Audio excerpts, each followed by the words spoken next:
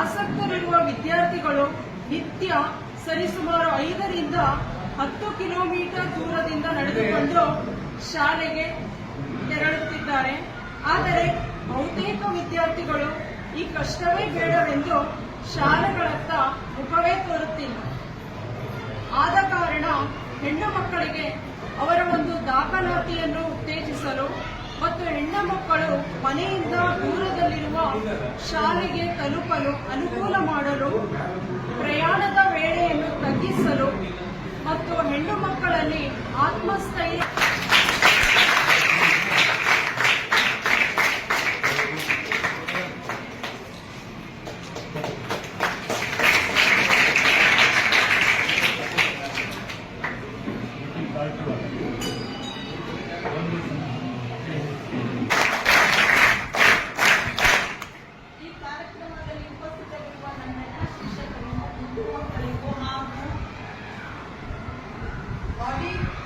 ಆಡಿಟೋ number 2 ಜಂಗಾ ಅಮೆರಿಕಾನಗರದ ಜಂಗಾದಲ್ಲಿರುವಂತಹ ಶಾಲೆಯ ಶಿಕ್ಷಕರು ಬಂದಿದ್ದಾರೆ, ಅಲ್ಲಿಯ ಮಕ್ಕಳು ಬಂದಿದ್ದಾರೆ. ಅವರಿಗೆ ನಮ್ಮ ಶಿಕ್ಷಣ ಸಂಸ್ಥೆಯ ಪರವಾಗಿ ಹಾರ್ದಿಕವಾದಂತಹ ಸ್ವಾಗತ.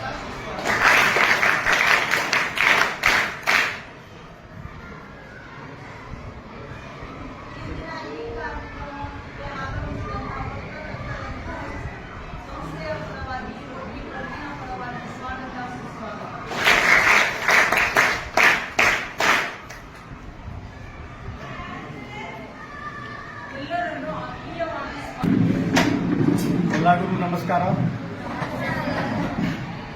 आज के इस कार्यक्रम में आदरणीय सम्मानित रोटेरियन साथी, अतिथिगण, प्रिय विद्यार्थियों, टीचर्स, हेडमास्टर्स को मैं स्वागत करता हूं, अभिनंदन करता हूं। आज के इस पावन अवसर पे आप सभी का हार्दिक स्वागत करते हुए मुझे अत्यंत प्रसन्नता हो रही है।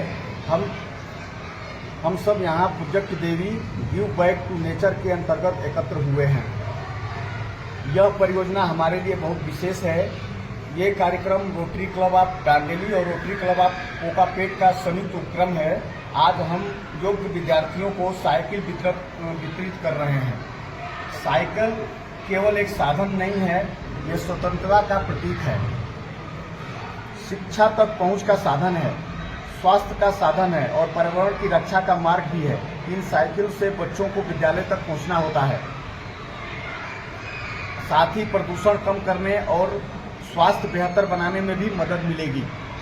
इस अवसर पे मैं विशेष रूप से धन्यवाद देना चाहूँगा सुश्री प्रणीता बलाला, उनके परिवार और मित्रों का, जिनके उदार सहयोग से ये परियोजना संभव हुई है।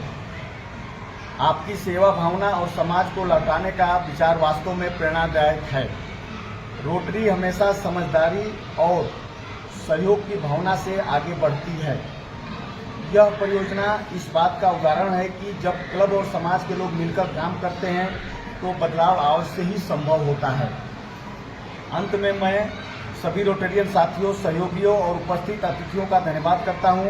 आइए हम सब मिलकर प्रकृति को लौटाने और समाज को सशक्त बनाने की इस सेवा यात्रा को आगे बढ़ाएं। बहुत बहुत धन्यवाद।